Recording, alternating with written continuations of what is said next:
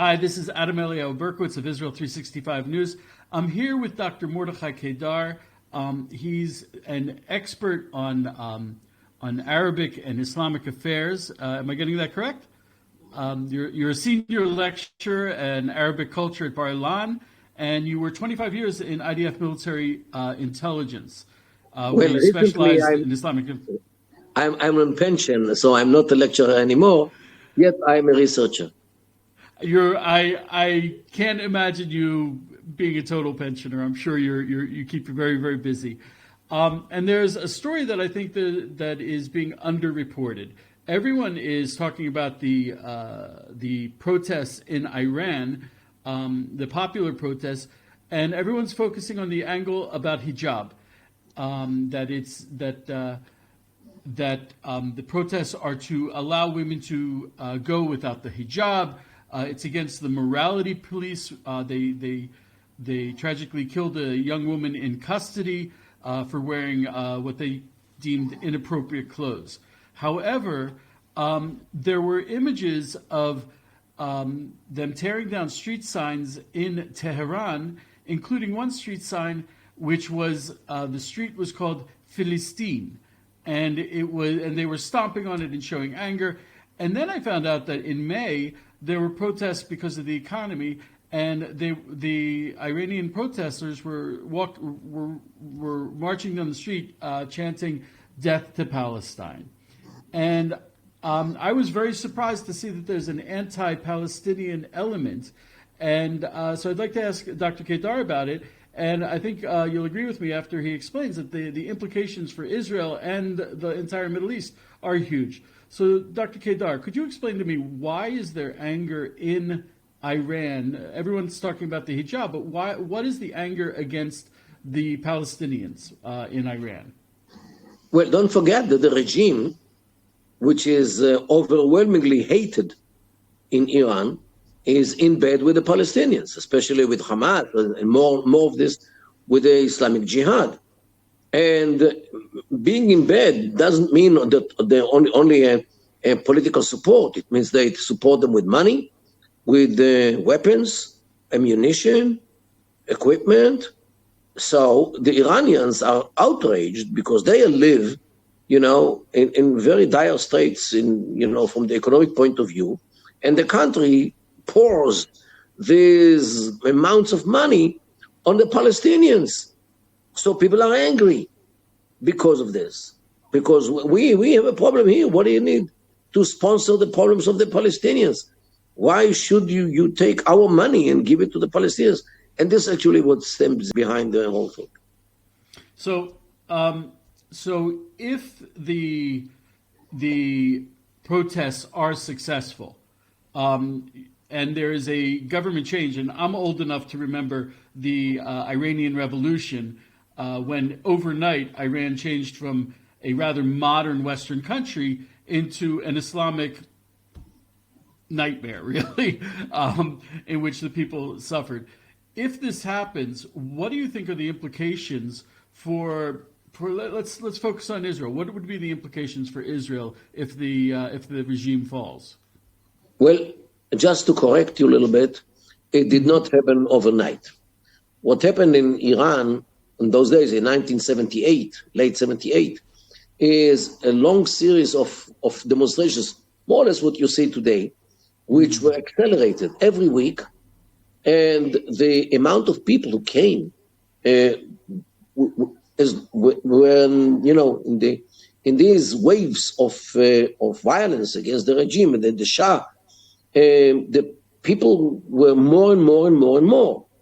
And the President Jimmy Carter ordered the Shah not to shoot into demonstrations because of human rights.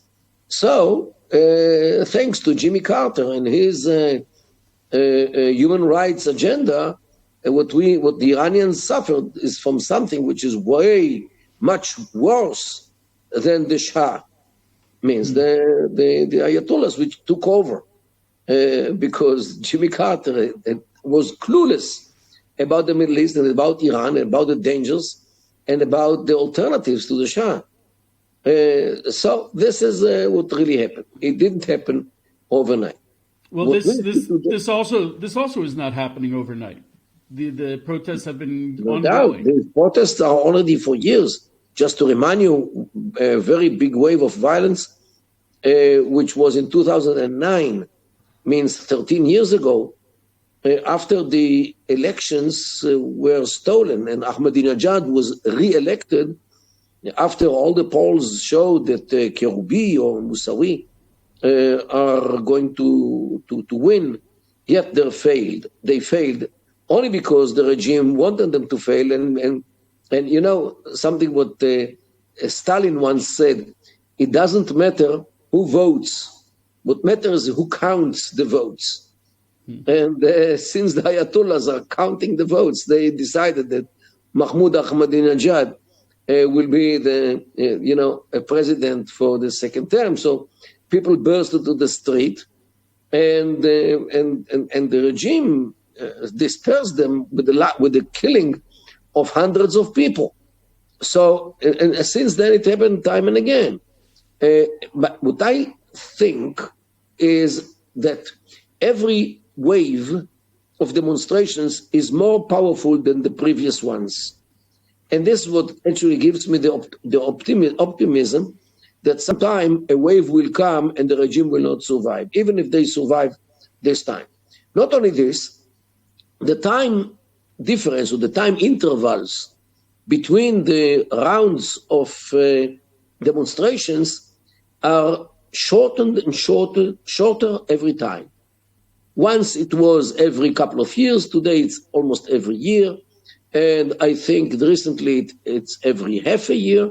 So when the acceleration of the demonstrations actually rockets up and the number of cities or towns where they take place, the violence which we see in the street on both sides, because now the rebels are actually having weapons and they shoot, especially in the district of Baluchistan. And they are real jihadists. And the number of people who take part in these demonstrations and the number of sectors, not only the youngs, also women, also older women. We don't see so much the bazaar yet, means the middle class. But if it continues, and look, this round is already, I think, over 2 weeks.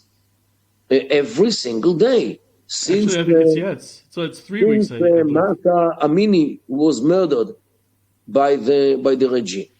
So all the indicators show that this wave of violence is bigger, longer, and much more severe. Now, and here I must point out something. People talk about demonstrations against the regime. Yes. However, the demonstrations in the areas which are not populated by Persians, but by Arabs or Baluch or Kurds or Turkmens or Azeris, in many cases, people demand independence. Means they want to fragment the state into ethnic states, just like what happened with the Soviet Union, which was divided, shattered to pieces, and every piece is a nation state, like Turkmenistan, Uzbekistan, Tajikistan, Azerbaijan, Georgia, Ukraine, Belarus, Estonia, Latvia, Lithuania. Okay, all these countries which came up from the ruins of the Soviet Union. The same thing happened in Yugoslavia. And instead of Yugoslavia, you have 6 countries. You have Serbia and Croatia and Montenegro and so forth. And also Czechoslovakia, don't forget, which was also divided according to ethnic lines, a state for the Slovaks and a state for the Czechs. So, Iran, and since Iran is also a conglomerate of ethnic groups, some ethnic groups demand independence, not only to get rid of the regime, they also want to get rid of the state. means the Iranian state. They want independence, especially the Ahwazis in the Arab sector and the Baluchis in the Baluchi sector and so forth. So, if I understand you correctly, everyone's making a big deal about the protests being for the hijab, against the hijab. But it sounds like even if the government would make some concessions, which they clearly don't seem able or willing to do, even if they made these concessions, there are bigger problems underneath. And Iran's days are pretty much numbered. The regime is going to fall, and there's probably going to be a breakup of Iran, if I understand you correctly. Look, yes, the hijab of this Kurdish lady was the match which burned the whole thing. But without the materials of oppression, and which we see day and night for many years already, since even before the Ayatollahs, the Shah was not a nice man as well. He was oppressing the non-Persian groups overwhelmingly.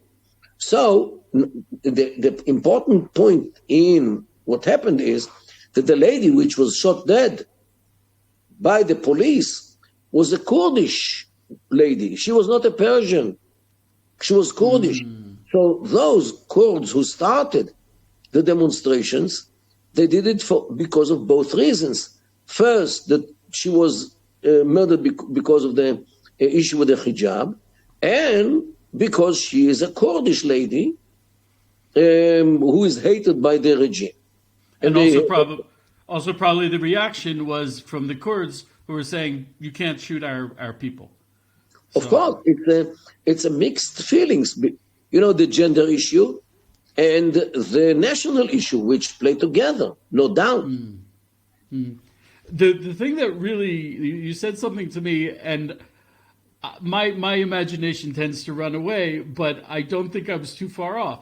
So if part of the hatred and anger is towards the government support of the Palestinians, especially the Palestinian, the anti-Israel elements in around Israel.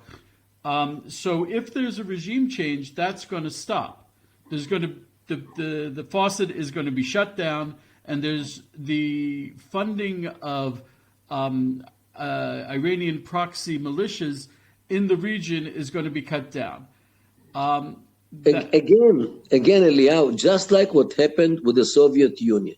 When the Soviet Union collapsed in 1989, the whole Warsaw Pact was shattered to pieces. And not only this, the Warsaw Pact actually was cancelled. Countries which were in the Warsaw Pact joined NATO. Poland, Hungary, Romania, and more. Means the same thing will happen with the Iranians, because they succeeded to establish an empire in Iraq, with Iraq, Syria, Lebanon, Yemen, Gaza. Definitely these countries, they have a very, very significant influence. But if they fall apart, no doubt that the empire which they succeeded to build with the years will collapse. Maybe the Persian country, which will remain or will emerge from the ruins of Iran, alongside with a Baluchi country, Arab country in the Ahwaz, a Kurdish country, Azeri and Turkmen, and maybe others as well, based on ethnic groups. Maybe the Persian one, if it will continue to be under the Ayatollahs, they might be friends of some militias here and there. However, their economic ability will be dramatically reduced, because all the oil, most of the oil and the gas which Iran sends and gets money for comes from the Ahwazi Arab district of Iran. Means if those Arabs in Ahwaz declare statehood, independence, and separation from the Iranian state, the Persians could dream about the oil and the gas. They will have to pay after they took it for free all the years, since 1925. So, and the Ahwazi have been pushing for independence for quite a while now. They're very strong for their own independence. They are strong, they are fighting, and in my humble view, they will not give the Persians even one drop of oil, even if it will cause them to leave the oil in the ground. So would it be unheard of if the regime falls? Do you think what do you think would be the future of Hamas and Hezbollah and the Islamic Jihad and even Assad? Could they possibly fall practically overnight? Look, it will be a major success, and I would even say major victory of Israel and Israel's friends in the Middle East. The Emiratis, the Bahrainis, the Saudis, Egyptians, and all those who are afraid of Iran because of various reasons. Definitely, it will be an ultimate victory, just like the United States had some kind of victory over the Soviet Union when the Soviet Union fell apart in 1989, and the only superpower of those days was the United States of America. Okay, with the years, Putin succeeded to restore some of the aura which the Soviet Union had. Okay, he did it. Yet, I think that in Ukraine today, he proves to be not as successful as people thought. I'm sitting here trying to imagine a Middle East with Iran not screaming. Much better life, much better human rights, much better from any point of view. People, I mean, like I said, I'm old enough. I remember the pre-revolution Iran. I was surprised to find there's an oil pipeline that goes from Eilat to Haifa, because Iran used to bring its oil to us, and it used to be shipped out of Haifa. We were actually had great business relations and with Iran.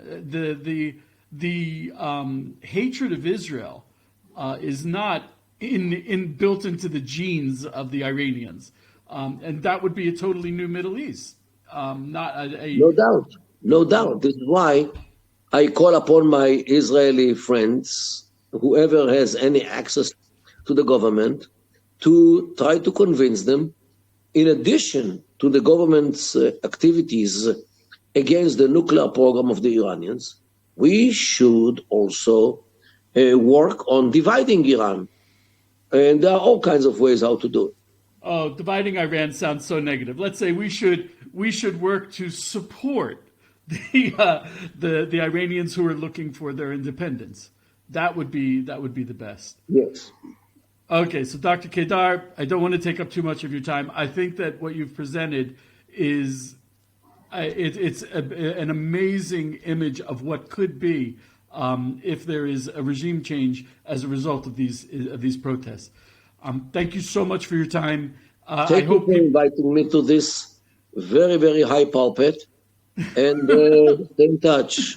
I hope people hear this and people understand. They tend to focus on like, oh, it's the hijab, it's like the women's rights issues, but it's so much bigger than that. It's so much bigger. It could present us with a new Middle East, a new world. Actually, it's really quite. Inshallah. Thank you so much, Dr. Kedar. Have a wonderful Yom Kippur. Be blessed. Thank you. Bye.